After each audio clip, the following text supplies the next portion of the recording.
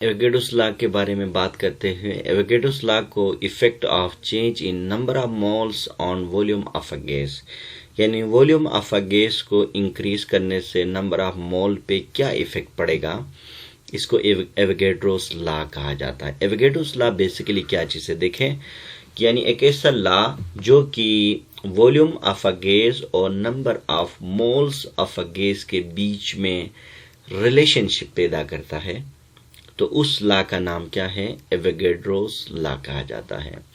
अब Avogadro's law का statement क्या बनेगा, देखें, at constant pressure and temperature, यानी प्रेशर और टेम्परेचर को कांस्टेंट करना है, और जिसमें क्या होगा, the volume of a given mass of a gas is a directly proportional to the number of molecule of a gas. इसका मतलब ये होगा कि वॉल्यूम ऑफ अ गैस यानी number of a molecule of a gas के साथ क्या होगा, डायरेक्टली प्रोपोर्शनल होगा।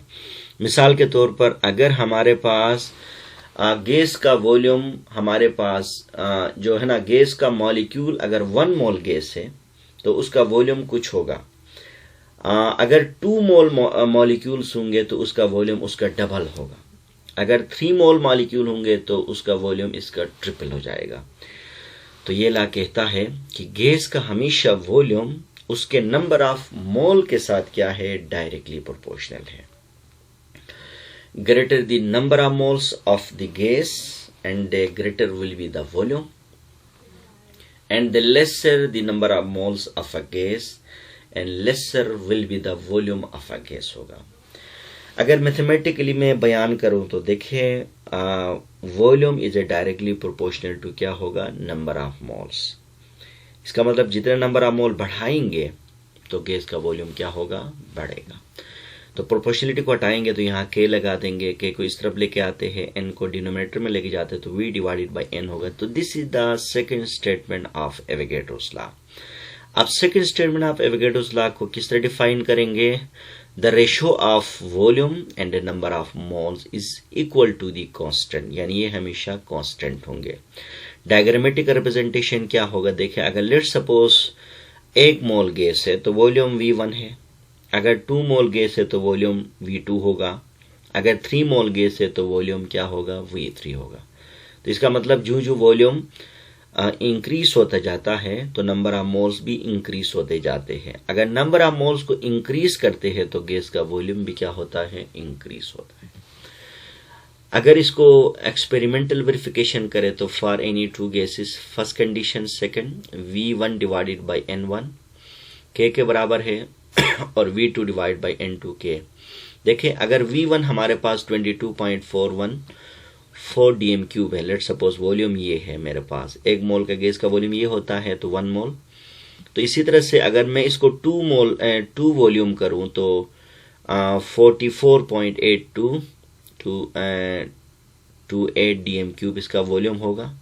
डिवाइड बाई 2 करेंगे तो कैंसिल करेंगे तो हमारे पास ये कैंसिल करेंगे तो 22.414 dm क्यूब होगा, और ये भी 22.414। इसका मतलब ये हुआ कि V1 divide by N1 which is equal to V2 divide by क्या होगा, N2 होगा। इसके बाद हम सम एग्जांपल्स डिस्कस करते हैं और जिससे ये कंसेप्ट मजीद हमारा क्लियर होगा। देखें, 1 मोल ऑफ नाइट्रोजन गैस है, ये कितना है, 28 ग्राम है, क्योंकि 2 नाइट्रोजन डाइएटोमिक है तो एक का 14 होगा तो दूसरे का 14, 28 ग्राम हो गया। अब 28 ग्राम N2 में कितने मॉलिक्यूल्स होंगे, N2 के 6.022 10⁻23 यानी N2 के मॉलिक्यूल्स होंगे, और इसका वॉल्यूम क्या होगा, 22.414 dm क्यूब होगा। इसी तरह से 1 मोल ऑफ O2 देखे कितना है, 32 ग्राम है, और इसके अंदर नंबर ऑफ मॉलिक्यूल हमारे पास 1 एवोगैड्रो नंबर इतने ही होंगे, वॉल्यूम भी इतना ही होगा। और इसी तरह से 1 मोल ऑफ कार्बन डाइऑक्साइड हमारे पास, इसको 44 कर लेते, 44 ग्राम है, तो इसके अंदर भी हमारे पास मॉलिक्यूल इतने 1 एवोगैड्रो के नंबर बराबर होगा तो वॉल्यूम भी सेम होगा। देखिए, इससे आप एक और स्टेटमेंट बना सकते हैं, वो क्या है कि हमारे पास equal volume of a gas molecule must have equal number of the molecule at constant pressure and a temperature. तो ये भी आप एक स्टेटमेंट बन सकता है। बाकी यहाँ देखें बज़ाहिर नाइट्रोजन 28 ग्राम है, ये 32 है, ये 44 है। ये डिपेंड करता है ना मॉलिक्यूल के जो साइज होता है ना, कुछ मॉलिक्यूल साइज में छोटे होते हैं, कुछ मॉलिक्यूल साइज में बड़े होते हैं। और बाकी जो है ना ये एवोगैड्रो नंबर सेम होता है, लेकिन वॉल्यूम भी सेम क्यों है? वो इसलिए है क्योंकि एक गैस मॉलिक्यूल छोटा हो बड़ा हो, वो अपने दूसरे ही मॉलिक्यूल के साथ तकरीबन 300 टाइम अपने डायमीटर के हिसाब से दूर रहता है। मिसाल एक क्लास है जहां पर क्लास 5 के बच्चे हमने बिठाए हैं, 12 बच्चों के लिए चेयर्स लगाया है। 12 बच्चों के लिए चेयर्स है तो वहाँ 12 बच्चे बैठेंगे, वॉल्यूम होगा। अगर वहाँ पर क्लास मैट्रिक के बच्चे बिठाएंगे तो वो भी 12 ही बिठाएंगे ना। एक चेयर में एक ही बच्चा आएगा क्योंकि चेयर को एक खास मखसूस जगह पे रखा जाता है। बिल्कुल ऐसा है कि यहाँ पर बज़ाहिर इनका वजन साइज ज़्यादा कम हो सकता है, लेकिन number of particle, Avogadro number और वॉल्यूम हमेशा क्या होता है? सेम रहता है। बिल्कुल यही एग्जाम्पल आप इस पे अप्लाई कर सकते हैं। अगर हम इसका ग्राफ बनाए तो कैसा बनेगा? देखें, V is a directly proportional to N होगा। लेट सपोज अगर हमारे पास N1 है ना, 1 मोल है, तो हमारे पास V 1 होगा। अगर ये 2 मोल होगा तो V हमारे पास 2 होगा। अगर ये 3 होगा तो ये हमारे पास 3 होगा। ये 4 होगा तो ये हमारे पास 4 होगा। तो ये होगा डायरेक्टली प्रोपोर्शनल स्ट्रेट लाइन का ग्राफ। इसके बाद एक छोटा सा न्यूमेरिकल है, calculate the mass of H2 gas in 1 dm³ volume.